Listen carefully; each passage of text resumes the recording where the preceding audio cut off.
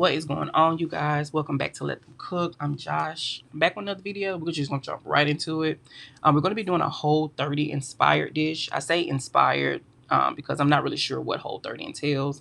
I didn't really take time to look it up. So I've seen some dishes of Whole30, and when I was making this, I was like, this looks like Whole30, so that's what we're going to go with.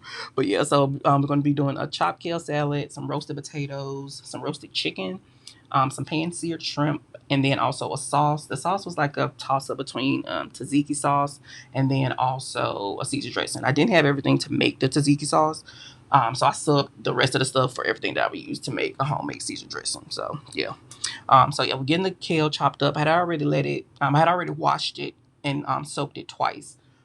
So yeah, we're just getting it chopped up here. When it comes to kale, think of it like collard greens. You really have to go in and wash it, especially because on kale, the ends are so curly, dirt will hide in it and you would not even know it. So be sure to wash it properly. Like even after I got it chopped up, I went back and washed it again just to be on the safe side. So yeah, we're gonna get that chopped up. When it comes to salads, I don't like to use actual lettuce. I prefer to use heartier greens. They just hold up better. They last longer. You can make this type of salad with like a kale, Swiss chard, collard greens, anything like that, and it'll last in the fridge all week. Like you just have to, get in there, massage it so it can get tender. But it doesn't wilt, it doesn't look sad. Like at the end of, like after a day or two, it still looks perfect. Like, so I prefer to use heartier greens when it comes to salads.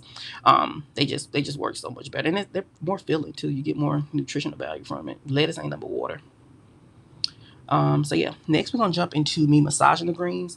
Typically, I would use olive oil, but I was out of olive oil, so I use vegetable oil. I ain't taste the difference. Still tastes just as good. So I use olive oil, salt, and then lime juice. All those things are going to aid in the greens getting tender. And breaking them down. Like again, you want to go in and massage. If you use something like a collard green, um, collard greens take longer to tenderize, so you're going to have to massage them longer. But for kale, it doesn't take that long. For the veggies that I'm going to put in the salad, I'm just going to use two bell peppers, a yellow one and a yellow one and an orange one. Also, when it comes to a salad, I like everything chopped pretty rustic. I like to see what I'm eating.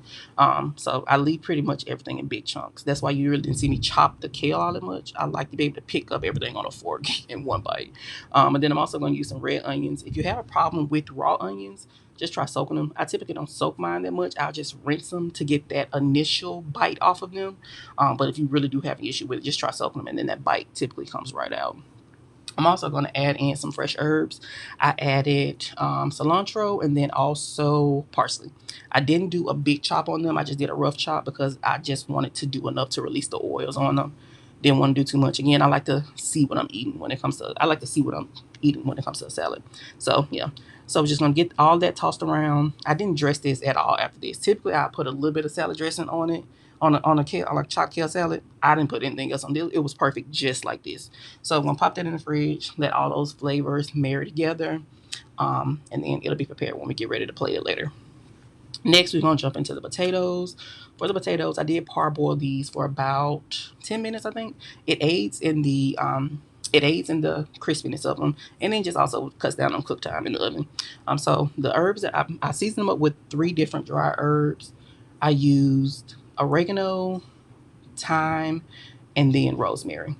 Be sure to go easy on the rosemary, because too much rosemary, especially dried rosemary, it's gonna taste like a perfume bottle. So be sure to go easy on that.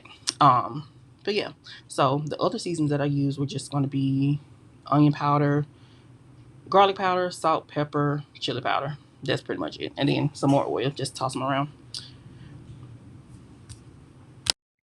But yeah, just toss them around. And some extra oil. Just toss them around. How was your Thanksgiving? Like I didn't do any. I had to work Thanksgiving Day, and I didn't cook any. I didn't cook anything for Thanksgiving. I think I cooked the day before, and I just had leftovers. But I wasn't even in the mood for like Thanksgiving food because I had cooked a dressing a few weeks back. So I was just like, I don't really want. I don't really have a taste for it. But how was y'all Thanksgiving? Let me know down below. If y'all enjoying the video so far as well, be sure to give me a like, give me a comment down below, subscribe, and share to all your friends. That'll really help me out a lot. But yeah, so we're just gonna toss around those potatoes, and then I'm gonna pop them on a sheet pan, and then pop them in a 425-degree oven. for about 30 minutes. You want to flip them halfway through just so that all the sides can get crispy. Get as crispy as possible. And then yeah, I also for the chicken. That clip is coming up next. I had a clip of the chicken, the marinade that I made for it. Don't ask me what happened to it because I imported it on my computer twice. I know I did because I didn't see it show up the first time, so I did it again. I don't know what happened to it. Like I honestly don't. But the marinade for it was just Dijon mustard, mayo, the same herbs that I used on the potatoes, and then a house seasoning. And then I'm just gonna top it off. I'm just gonna top the skin off with some additional black pepper and then some chili powder. This was actually a leg quarter. Well, two leg quarters that I deboned, left the skin on, and then separated the thigh and the drumstick. This was some really good chicken, like really good. So yeah, just gonna pop that in that same oven, 425 degrees. I think I let this cook for about 20 to 25 minutes. Let the skin get really, really crispy. So yeah, next we're gonna jump into the plating. This video is going extra fast because it didn't take me long to make it. It took me like an hour. So we're gonna get everything plated up. I ended up making this dish because a lot of people don't know this, but I've been on a weight loss journey since May, and I'm just trying to get back into eating. A lot of people don't know because I kind of been in hermit mode, but I'm trying to get back into eating 3 square meals a day. Like for the last month or for the past month or so, I just haven't eaten as much as I know I need to, especially with me working out the way that I do. So I'm just trying to get back into that. Like, and it's not because I'm like starving myself or anything. It's just that once you go down that path of weight loss like the right way and you really cut out all that other junk that you were eating, you really have to build back up your appetite. And I just haven't had an appetite, that big of an appetite. So I'm trying to get back to that. So this was just pretty much just the start of it. I'm gonna do this. I'm gonna do a Whole30 inspired dish every week. So yeah, because this was so good. Like this was so filling, but it didn't weigh me down. It was filling, flavorful. Like it was all the else. It was all the else. But it didn't weigh me down. So yeah, I'm just trying to get back into eating 3 square meals a day. I'm gonna so yeah, so I'm gonna be doing a dish, a Whole30 inspired dish weekly. Hope you guys enjoy that. But yeah, so yeah, that's pretty much why I made this.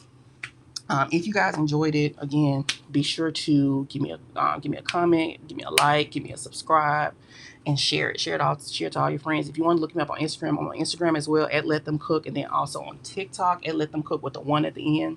I'm coming back. I'll have a new video posted Friday. So yeah, be on the lookout for that as well. It's going to be a seafood inspired dish because I did have a request for that. So yeah, I hope you guys enjoyed it. I enjoyed it. I'm loving banging out this content. So I'll see you guys Friday.